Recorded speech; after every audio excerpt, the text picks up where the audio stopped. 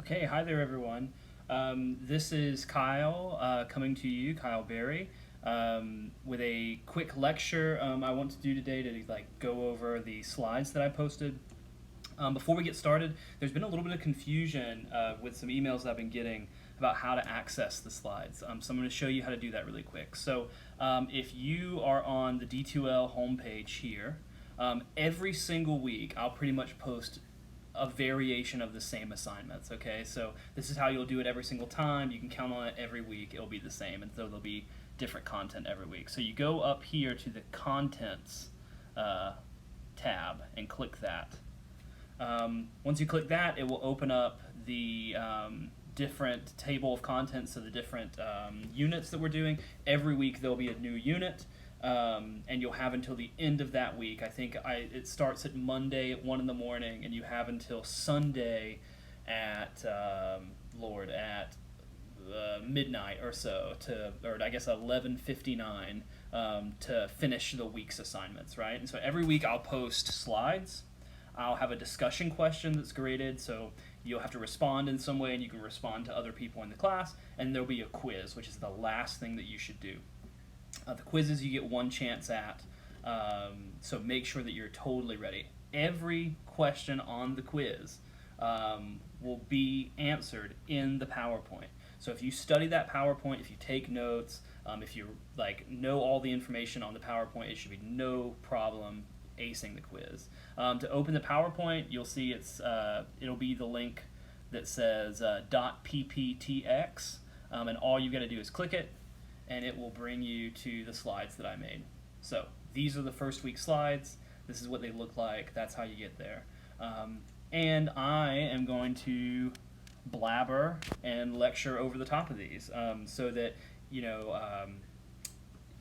maybe if you prefer to listen and follow along, that's something you can do with these videos, and I'll try to upload one of these every week. So, music appreciation, Muse 105.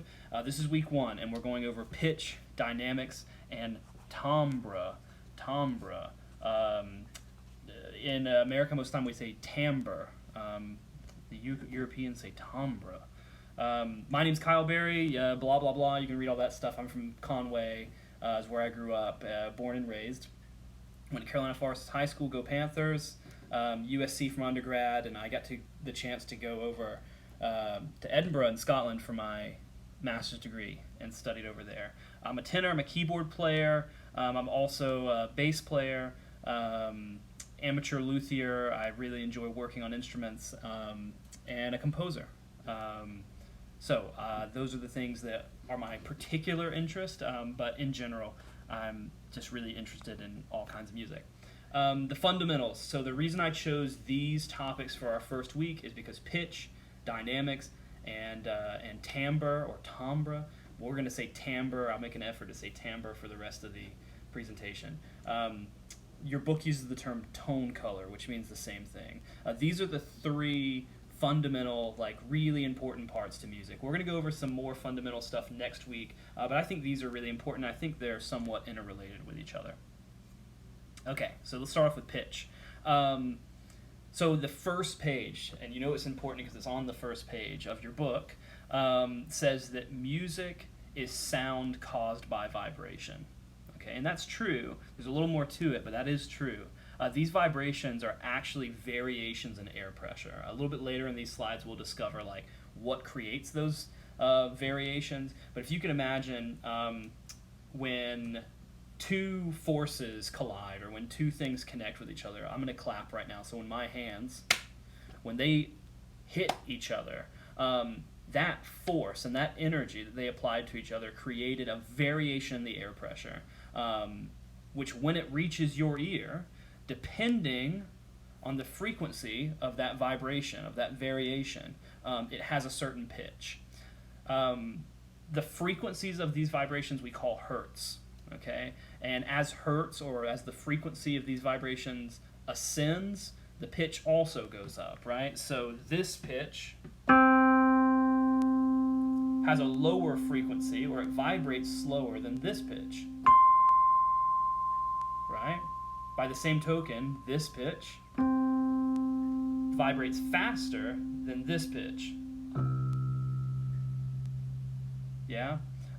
So if a pitch is low, it means that the frequency is also low, or the energy as it's vibrating has a lower frequency. Humans can detect from between about 20 hertz, and I think that's very generous, to about 20,000 hertz. I think each of these is generous. I can't detect 20 hertz. I can't detect 20,000 hertz.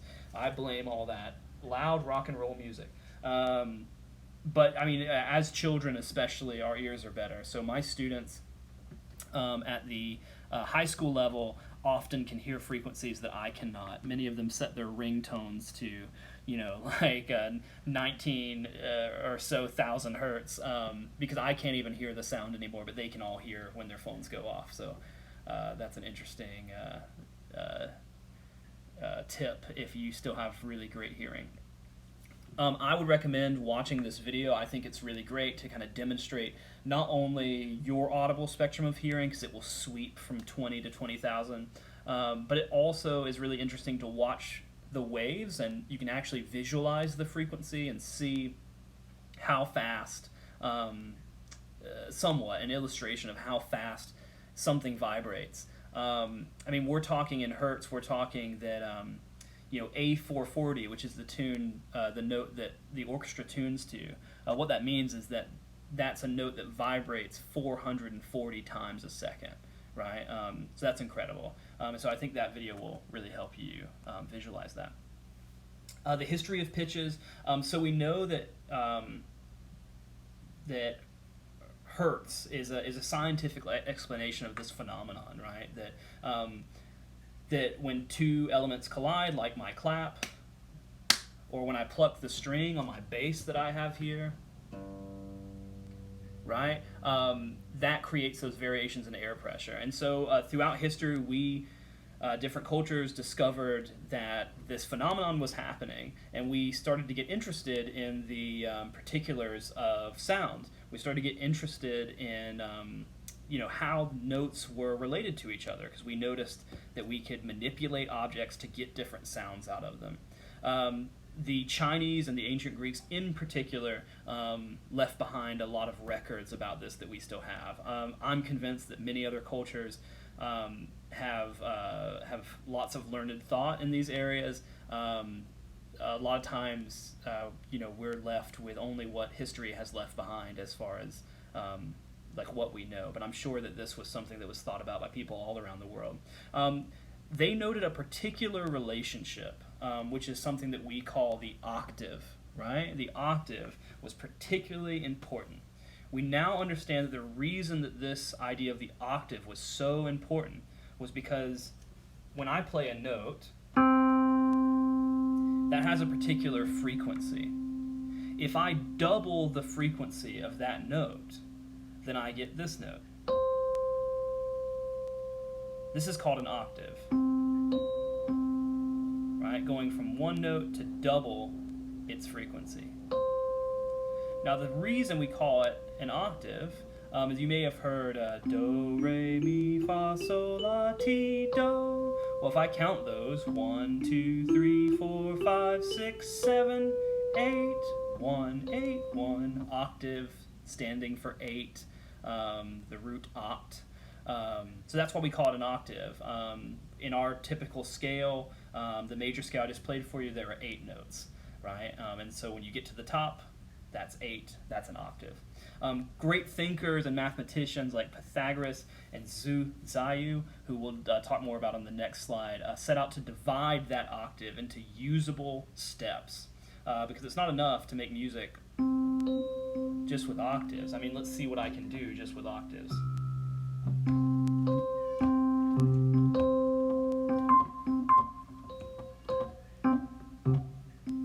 I mean, that's something, right? But it's not very interesting, is it? So we need more than octaves. We want lots of notes, and so we owe it to Pythagoras and Zhu Ziyu that we got these extra pitches. This video is really great. It's really fun. It's from 1959. Short animated film called Donald in Math Magic Land by Disney. It's all about Donald Duck discovering all sorts of things. There's discussions of color and as it is deals with art, but there's also discussions of of music and how we got the octave. So that's totally worth your time. I would totally watch it if I were you. So we talked about 12-tone equal temperament and Zhu Ziyu. Zhu Ziyu is a super notable figure, not only because he was the prince of the Ming Dynasty, but also he's generally credited with being a super learned scholar. I guess you call him a polymath. He was smart in a lot of different areas. He discovered that we could divide the octave into 12 equal parts, 12 equal intervals. And that is still the system that we use today. Now, it's a little controversial as he was the first one to discover it. Our current records date his discovery about 1 year before a very similar published record by a European musical thinker. But I think Zhu Ziyu is pretty cool. I think that statue's awesome. So we're going to go with him because as far as our records go, he is the first. Again, these types of scientific thought are not limited to one culture. Many cultures around the world reckon with these questions, right? And they have these sorts of come up with similar answers, right? So the 12-tone equal temperament means that the octave is divided into 12 equal parts. These parts are we called intervals, or like steps. The vast majority of music created within the Western musical tradition since the 18th century, so that's the 1700s, my mistake, has been utilized using this tuning system. So before, we haven't always tuned every note the same. There were times in musical history where we would have the space between this note and this note be different than the space between this note and this note. They weren't always exactly the same. Sometimes there were slightly larger and slightly smaller steps. If you look at this picture of the piano keyboard, you can see exactly, if you count white, black, white, black, white, black, white, and so on, that pattern repeats itself every 12 notes all the way up and down the keyboard. If I were to play that, it sounds like this.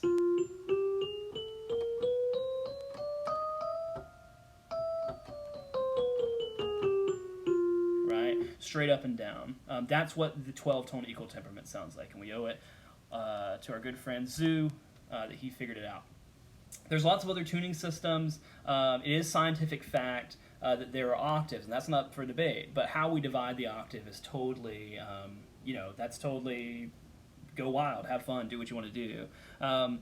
Across history and cultures, lots of people have divided the octave in many different ways. The most popular division of the octave is the Arabic maqam system, which divides the octave into 24 equal parts. So you can imagine that each of our steps is cut in half, right? So it's just every note has a smaller distance between it. However, there's been lots of people who have done more experimental things. There's music written for 19-tone temperament, where the octave is divided into 19 parts. There's 31 equal temperament, where it's divided into 31 parts. And we make all kinds of cool, unique music.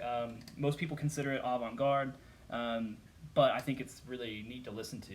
If you're interested, here's a video of the nursery rhyme, row, row, row your boat gently down the stream, but played in a 31 equal tone, equal temperament marimba or glockenspiel that he has there. It's really cool. So anything, the important takeaway from this is that any system of dividing the octave that is more than 12 parts, so more than our chromatic 12-tone equal temperament, if they divide it into any more than that, 13 and above, we call it microtonal music. Okay, so this all falls into the what we have labeled in Western music as microtonal music. Okay. Okay, that brings us to dynamics. Yeah. So music would be incredibly boring if every note sounded the same. When I've been talking to you during this presentation, which I hope you haven't fallen asleep through yet, I don't emphasize every word the same, and all of my volumes aren't always the same. Every word I say isn't like this, right? Sometimes I emphasize a word with a little bit more volume. Maybe I bring it back for something if I want to be more subtle. And we do the same thing in music. A lot of people say that one of the main goals of music, since it is a form of communication, is to be as human as possible. And one of the things about human is we have drastic variation in our main means of communication, which is talking or body language. So we attempt to duplicate that when we're making music. So dynamics describe variations in volume during a musical performance. Dynamics provide expressiveness to a performance and provide composers with tools to vary a musical performance. This is really great. Most modern instruments, this wasn't always the case, but most modern instruments can vary in volume in one way or another, that we can change the volume at which we play. Let's learn some Italian, huh? Italian, it won't be too hard, I promise. Most of the words are pretty similar once you get the hang of it. But these are the important ones. So in Western musical tradition, we use the Italian terminology to describe volume. This isn't always true. Every once in a while, you'll see a score with some German, with some Spanish, with some French, certainly. But most of the time, in general, you'll see the Italian terms for Spanish. Some information can be found in your book on page 22 about this, but I think this chart does it just fine. So if we start at the top, these are the most quiet symbols, and if we go down to the bottom, these are the loudest. So I want to bring your attention to the middle here, where it says piano. So that's just one P. You pronounce that piano, not piano. Piano, and it means to play something very soft. So if I see that in the score, that means I'm going to play whatever the passage is softly. If I wanted to play it more soft, so very soft, I would say pianissimo. And I can add an extra issimo on the end to make it very, very soft. So if I wanted triple P, it'd be pianissimissimo, right? So I go from piano, which is soft, pianissimo is very soft, pianissimissimo is very, very soft. The step above piano is mezzo piano, mezzo meaning moderately or middle, so I'm a little bit louder, but I'm still quiet. Mezzo forte is the next step up, moderately loud, and our loud is forte. We use the same ending of the word to add the very, so the issimo, right? So if I want it very loud, double F or double forte, that's fortissimo. And if I want very, very loud, that's fortissimo. Yeah, the Italians really know how to make some exciting words here. So pianissimo is generally in most scores the quietest you're going to see, and fortissimo, the triple F, is generally the loudest. However, of course, we have some wild cards who want to push the boundaries. I want to take a moment to point out here that when I looked at the course syllabus and saw like what sorts of stuff the college was expecting me to teach you guys. A lot of it is centered in the Western musical tradition. These terms that we're talking about right now, and a lot of the terms in your book are solely within a Western European tradition. There's lots of more music out there. There's lots of interesting, beautiful, moving art out there doesn't have a Western root. It is helpful sometimes to have terminology so that we can talk about things, and for the purposes of this lesson in this class, we'll be using the Western naming scheme. This is not the only way. There's many other ways to do it, and I hope that throughout the course I'll give you some opportunities to think about music through a not completely Western lens. Okay, so while we're in the Western realm, right, let's talk about Gustav Mahler, his Seventh Symphony. He had his cellos and basses play a 5F or 5F. So what's that? Fortissimo. That's a lot of Fs. That's really loud, right? On the opposite side, we have Ligeti. In his piano etude number 9, he has the player play 8 Ps, so incredibly soft. If you ever listen to a performance of this, the piano just kind of slowly, over time, he adds more Ps to the piano, and slowly, almost just disappears into nothing. It's really a moving piece of music. Subtlety. So it'd be one thing if you had someone play something really loud and then they immediately went really soft, and then you had them play it really loud and then they went really soft again. But again, humans, we don't talk that way. That's not how we communicate. We often slowly get loud If you think about the last time you were in an argument with someone, you probably started off at a moderate volume, started to disagree, got a little bit louder, and then slowly you rose to the occasion with a really loud volume. And music can work the same way. So we have these helpful tools called the crescendo and the decrescendo, which help us to gradually get louder, right? So if we look at the piece of music that's written there, we can see that it slowly gets louder. So if I were to play this, it would probably sound something like this. So I'll start off really quiet.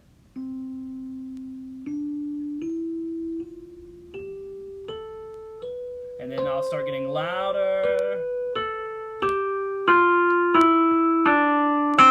And so I'm super loud there at the end, right? I hope that didn't burst your eardrums. But instead of starting off soft and then just changing to loud on the last note, a crescendo asks the player to slowly, gradually grow in volume. Yeah, the decrescendo is the same exact thing, except it asks you to go to slowly get quieter. Sometimes also we abbreviate crescendo crest, C-R-E-S-C, period. We don't always draw the little alligator mouth. And the same thing with decrescendo. That's sometimes called a diminuendo, depending on the score you're looking at. And we will sometimes mark D-I-M, period, to bring that to the attention of the player. Just a few other common dynamics before we move off of dynamics forever. There's an often confused term called the sforzando, and the forte piano. They basically mean the same thing, right? But in popular thought, we treat them differently. So they both mean like suddenly loud, right? In general, the sforzando means a more forceful accent, whereas the forte piano is loud and then soft. And then you play the passage afterwards soft. So you hit maybe like one note really loud and then you immediately go soft. Whereas a sforzando might be really loud and you stay loud. Right? So that's kind of the difference there. The other thing you should know about is the subito piano, which is the opposite of the last two terms. There's a lot of opposites in music. So subito, on the other hand, tells the player to get suddenly soft. So if they were playing really loud, maybe all of a sudden they want to drop down to a quieter volume. Earlier we were talking about frequency. I think this is worth knowing for those of you who might be more mathematically or scientifically minded, that frequency, again, is the measure of how frequently something happens. So if I look at a spectrum and I can count the waves and the crests of those waves, the frequency is going to be the number of waves in that energy produced in a single second. And so I can count that. How many times does it wave? Amplitude, on the other hand, is the measurement between the trough of that wave, or the bottom of it, and the peak of that wave.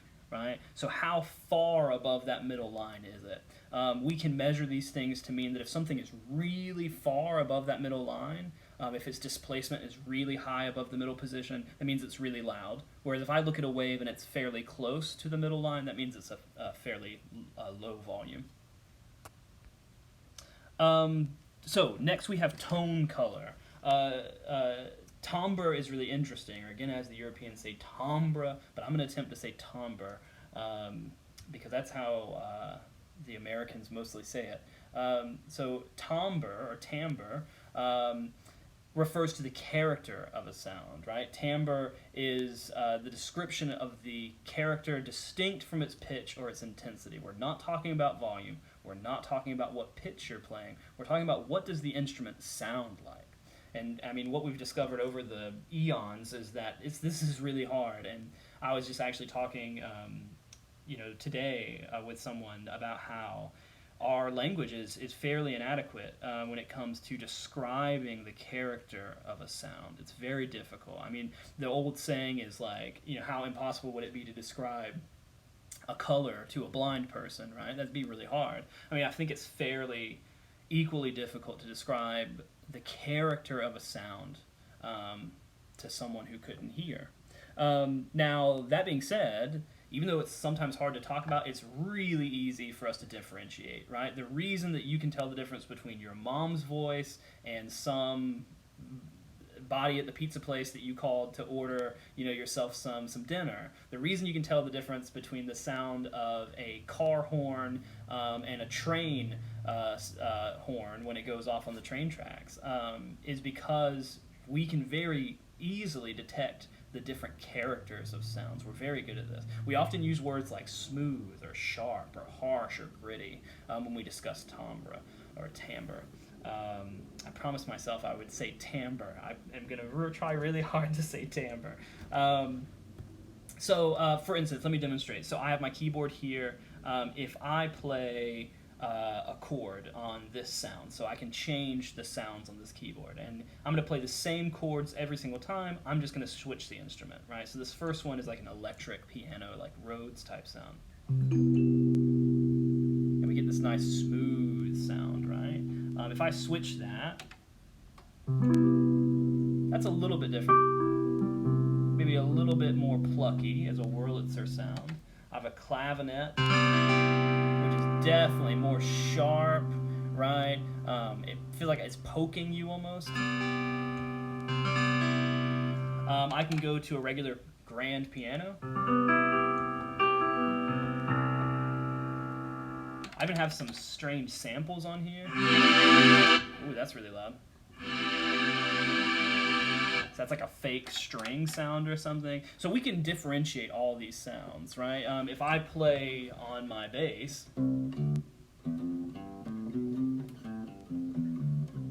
I know that sounds different than this.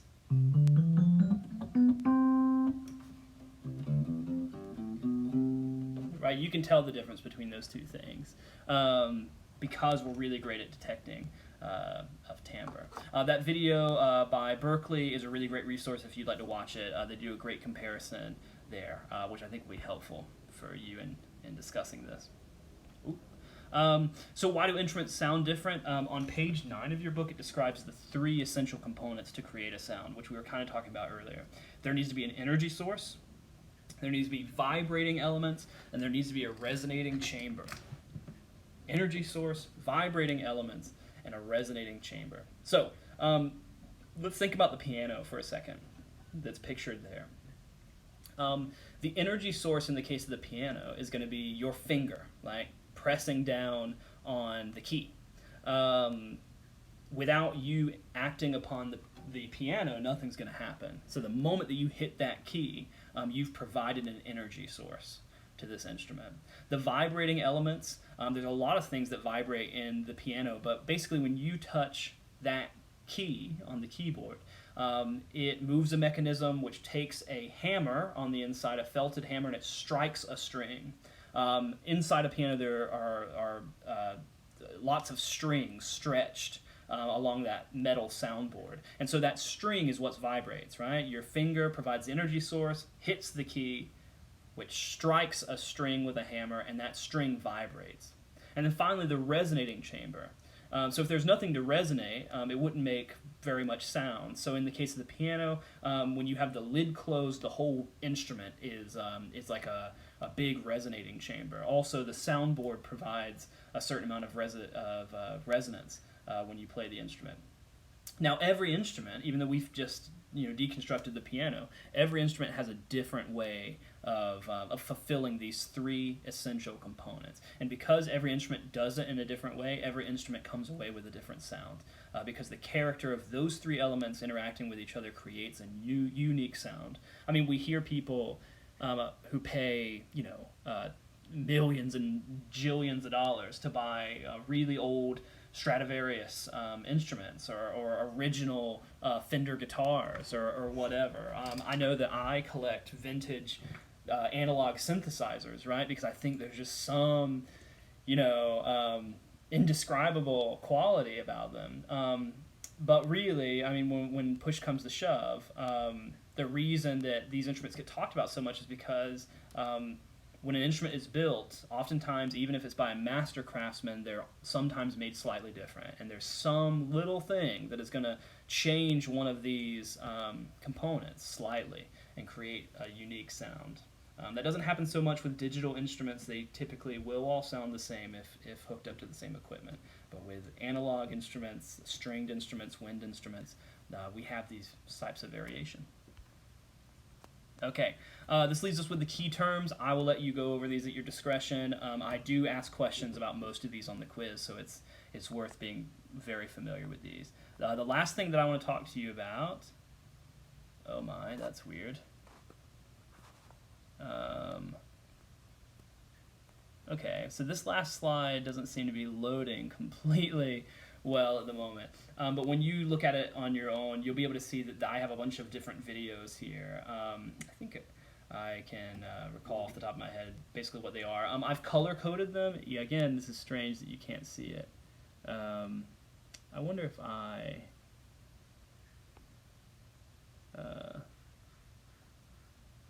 reload it, if that'll make a difference. I'm sorry, I know this isn't very smooth right now. Let's see, I'll open it one more time.